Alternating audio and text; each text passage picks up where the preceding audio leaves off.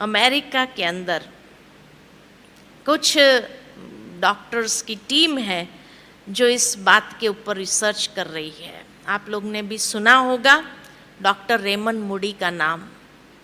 Doctor Raymond Moody जो लोगों को हिप्नोटाइज करके पास्ट लाइफ में ले जाते हैं, उसकी टीम में एक भारतीय डॉक्टर भी है और वो भारतीय डॉक्टर बीके है। और उनकी टीम में ये डॉक्टर्स इसीलिए अलग अलग भाषाओं वाले उसने रखे हैं ताकि जब पास्ट लाइफ में ले जाते हैं और कई बार वो उस भाषा में बोलने लगते हैं तो क्या बोल रहे हैं पता नहीं चलता है। तो जब भी वो बहन यहाँ पर आती है, जो डॉक्टर है वो आती है, तो उनका लेटेस्ट रिसर्च बताती है। तो जब पिछली बार जब आए थे तो उन्होंने एक बहुत वंडरफुल बात सुनाई। तो कहा कि जब उनको पास्ट लाइफ में ले गए, अधिकतर जितने लोगों को ले गए वो लोग, तो उनसे एक सवाल बहुत कॉमन पूछा और वो सवाल था कि जब आप शरीर छोड़ते हैं उसके बाद कहाँ जाते हैं? सीधा दूसरे शरीर में प्रवेश करते हैं या भगवान जैसी कोई चीज है और उसके पास जाते हैं और भगवान आपको फाइनलाइज करते कि आपको ये घर में जन्म लेना है, ये घर में जन्म लेना है, कहाँ जाते हैं? तो जब उन्होंने ये सवाल पूछा तो मेजॉरिटी ने यही जवाब दिया कि शरीर छोड़ने के बाद हम एक लाइट की दुनिया में जाते हैं और वहां एक बहुत पावरफुल लाइट से मिलते हैं। शायद वही भगवान था। का कैसे पता चला आपको कि वही भगवान था? तो कहा क्योंकि वो भगवान इतना प्यार दे रहा था, इतना प्यार बरसा रहा था कि जैसे हम प्यार के फव्वारे में नहा रहे थे। इतना प्यार भगवान के सिवाय कोई नहीं कर सकता है, इसीलिए वही भगवान था। बहुत डिवाइन लाइट थी, बहुत पावरफुल लाइट थी। क्या उसके बाद क्या उसने फाइनलाइज किया कि आपको कहाँ जाके जन्म लेना? का नहीं, भगवान फाइनलाइज नहीं करता है।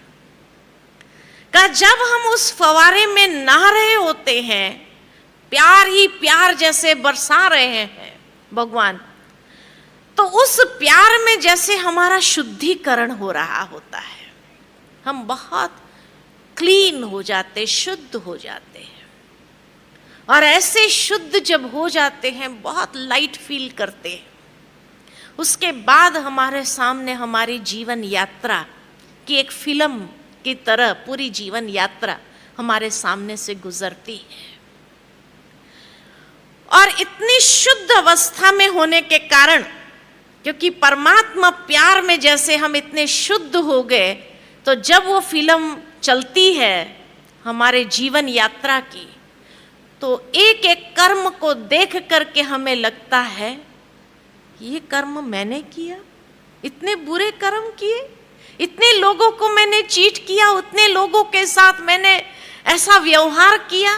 तो एक एक कर्म मेरे सामने जब आता है तो हमें अपने ही कर्मों को देख करके बड़ी शर्मिंदगी महसूस होती है। तो कहा उसके बाद क्या भगवान सजा देता है? कहा नहीं, भगवान सजा नहीं देता, भगवान प्यार ही देता है। तो उसके बाद क्या होता है? तो कहा उसके बाद हमें ये फील होता है कि जो बुरे कर्म मैंने किए, जिसके साथ मैंने बुरे कर्म किए, चीट किया या किसी को भी धोखा दिया या जो भी मैंने बुरा व्यवहार किया, उन सब के साथ का हिसाब किताब मुझे चुकता कर देना है। और इसलिए हम वहां से वापस आते हैं और वापस आने पर हम खुद डिसाइड करते हैं कि मुझे कहाँ जन्म लेना चाहिए, ताकि उन आत्माओं के साथ मैं जल्दी से जल्दी हिसाब चुकता कर दूं। तो हम डिसाइड करते किस घर में हमें जन्म लेना है। उसके बाद हम ये डिसाइड करते हैं कि ये कर्म का फल हम कैसे चुकाएंगे, इसके लिए होनी को फाइनल करते हैं। डेस्टिनी को फाइनल करते हैं कि ये डेस्टिनी होगी और ये कर्म का हिसाब हम ऐसे चुकतू करेंगे। तो सारी जो डेस्टिन्ड बातें हैं उसको हम फाइनलाइज करते हैं। इसलिए कहावत है, होनी को कोई टाल नहीं सकता है, क्योंकि वो होनी हमने ही फाइनलाइज की होती है। उसके बाद उन्होंने कहा, बहुत सटल बातें उन्होंने सुनाई और कहा उसके बाद जब होनी फाइनल हो जाती है, सारी होनियों को फाइनल कर देते हैं, उसके बाद हम ये भी फाइनलाइज करते हैं कि किस दिन हमारा जन्म होगा। तो जन्म की तारीख को फाइनलाइज करते हैं और उसके बाद ये भी हम फाइनलाइज करते हैं कि ये हिसाब चुकाने के लिए हमें कितने साल चाहिए। तो आयुष्य को फाइनलाइज करते कि भाई 5 साल चाहिए, 15 साल चाहिए, 50 साल चाहिए या 100 साल चाहिए, कितना साल मुझे चाहिए ये हिसाबों को चुकतू करने के लिए। तो आयुष्य को फाइनलाइज करते हैं और आयुष्य को फाइनलाइज करने के बाद हम ये भी फाइनलाइज करते हैं कि ये शरीर छोड़ने के लिए कौन सा कारण बनेगा, कौन सी होनी बनेगी। उस मृत्यु का कारण भी हम फाइनलाइज करके फिर उस दिन को भी फाइनलाइज करके हम जन्म लेते हैं या शरीर में प्रवेश करते हैं। इसीलिए कहा जाता है जन्म और मृत्यु की तारीख को कोई बदल नहीं सकता है। दूसरा ये भी कहा जाता है कि जोड़ियां ऊपर से बन के आती है। क्यों ऊपर से बन के आती है? क्योंकि हमने ही फाइनलाइज किया होता है कि कौन सी जोड़ी मुझे चाहिए अपने कर्मों का हिसाब किताब सेटलमेंट करने के लिए। ये हम ही फाइनलाइज करते हैं। का उसके बाद क्या आपको याद रहता है? तो कहा 2 साल तक हमको बहुत अच्छे से याद आता है कि हम किस लिए इस संसार में आए हैं। और उसके बाद जो जो व्यक्ति हमारे सामने आते हैं, हम उसी समय उनको जिसको दुख दिया होता है उनके सामने मुस्कुरा करके उनको सुख देने का प्रयत्न करते हैं। लेकिन जैसे ही हमारी वाचा खुलती है, हमारा मोह क्रिएट होता है परिवार के सदस्यों के साथ, वाचा खुलने के बाद विस्मृति हो जाती है कि हम किस लिए आए।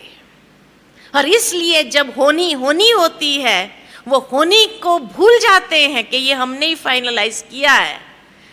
तब ये सवाल आता है कि मेरे साथ ही ऐसा क्यों होता है? भगवान मेरे साथ ऐसा क्यों? भगवान नहीं करता है, हमने खुद ने फाइनलाइज किया है। इतना गुह्य राज स्पष्ट हुआ है ये पास्ट लाइफ रिग्रेशन के माध्यम से।